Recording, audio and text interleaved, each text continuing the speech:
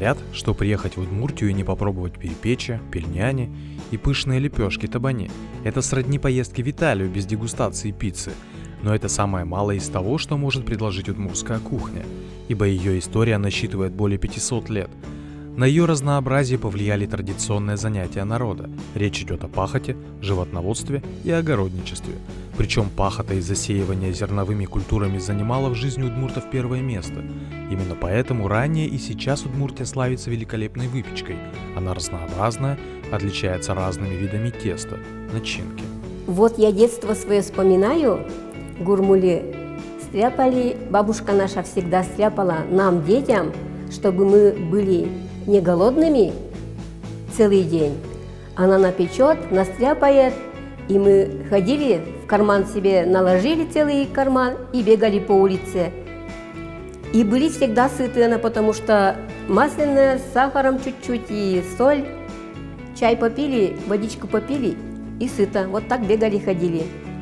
Потому что они рано утром уходили на работу, родители наши, и бабушка еще работала. Вот настряпают много-много. И мы, как забежали, взяли, в карман наложили и убежали. Поиграли, пришли, водичку попили, опять наложили, вот так убегали и сытыми бегали. В печи, в жарниках много-много настряпают, наделают. Или просто вот из жгутиков раз-раз-раз нарежут, и крутить не надо, и недолго. Все вот так вот ели. Ну и как бы и по праздникам они на стол ставили. Это и в поле с собой брали. Это же можно раз в карман, из кармана в рот положил и тихонько работаешь, и тихонько ешь, не надо, руки не заняты. Большое значение имело время, отведенное для приготовления блюда. Ввиду постоянной занятости, жизнь сама вынуждала придумывать блюда, как говорится, на скорую руку. Сейчас мы будем стряпать гурмули. Если на русский переводя, это будет печные орешки. Ложим мы сюда 100 грамм топленого масла, щепотку соли на кончике столовой ложки, чайной ложки, 1 чайную ложку песка сахарного положим. Все это размешиваем. И 1 стакан муки. Все это мы будем размешивать, в тесто превратится.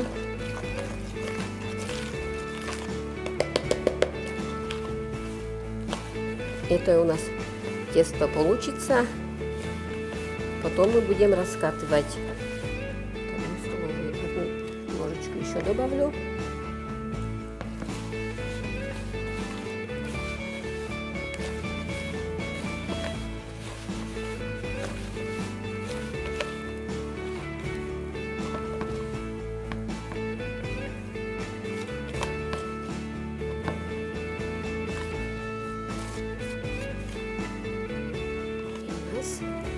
Вот тесто получается. Рассыпчатое оно должно быть, масляное. Сейчас мы это тесто сделаем жгутиком.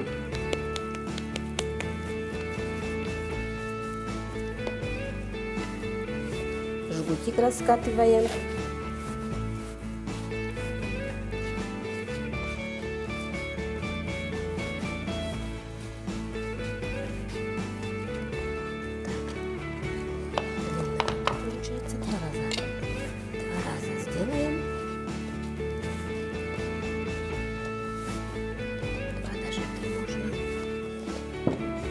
Вот из этих жгутиков сейчас мы нарежем шарики, как будто бы. Можно раскатывать шарики, кто хочет, и разложить на противень. Можно и так нарезанными положить. Вот. Кто-то любил твердые орешки, кто-то помягче. Вот большие орешки будут помягче, мелкие будут потверже. И эти орешки носили, в карман ложили и носили с собой на работу. ели потихоньку, как конфетки.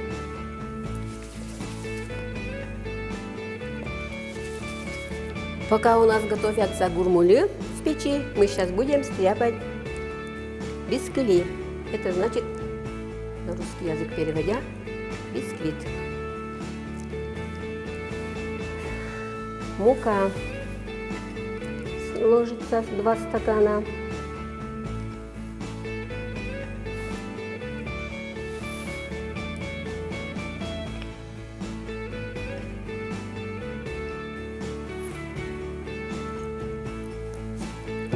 Сахарный песок 3 чайные ложки, соль чуть-чуть, пол чайной ложки. Так, масло сливочное,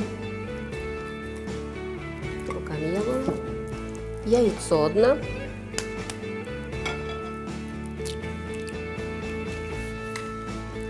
И чуть-чуть можно добавить подсолнечное масло, ложечку, 1 столовую.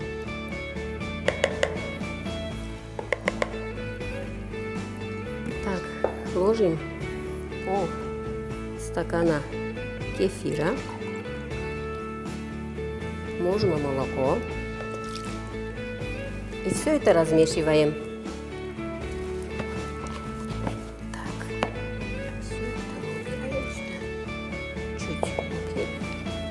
Еще размешиваем чуть-чуть.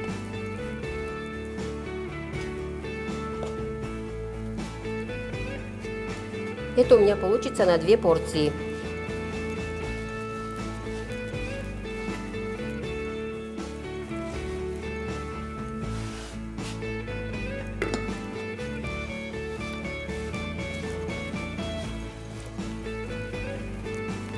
Так, делю напополам.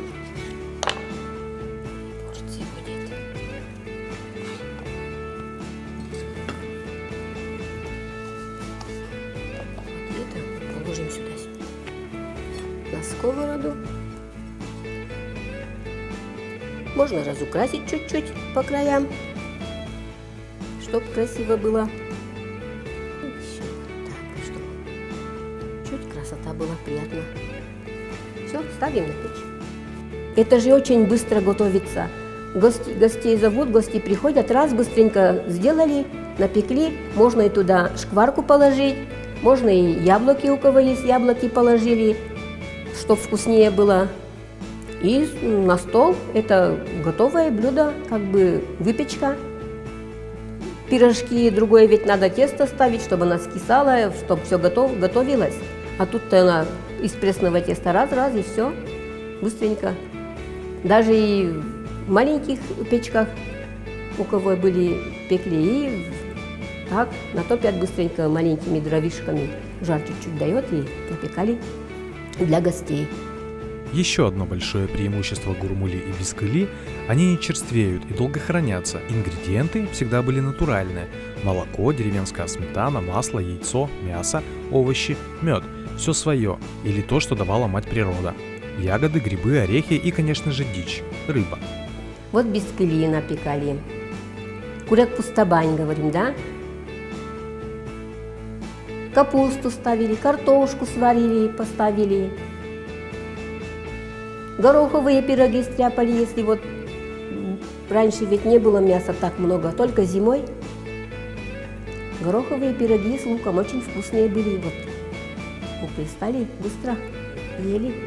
Вот шунянь пекли. Ну и вот так же кокроки делали. Сярчунянь. Еда такая деревенская была.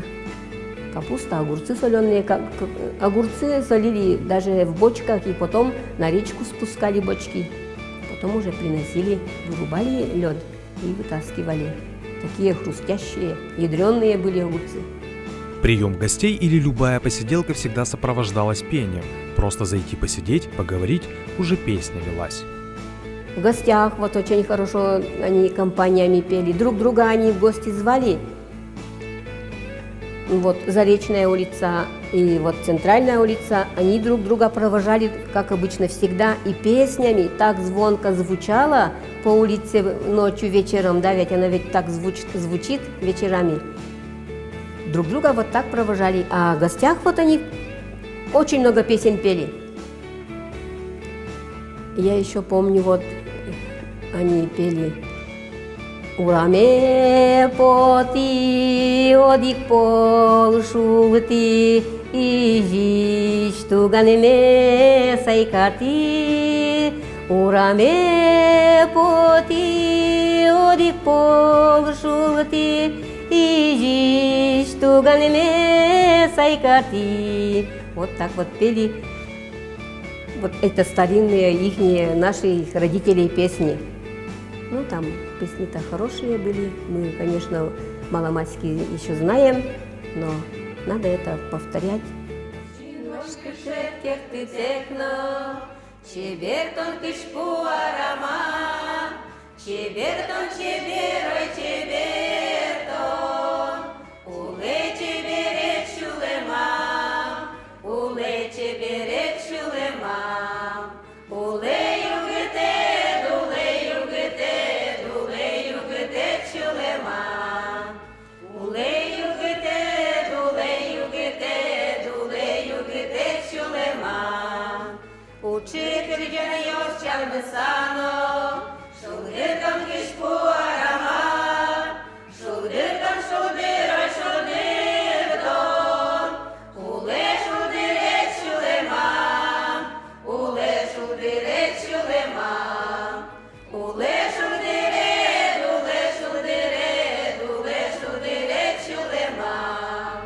Пели, плясали они, у них гармошек не было, так заслонками. От печи заслонку возьмет и давай тарабанят, чем попало.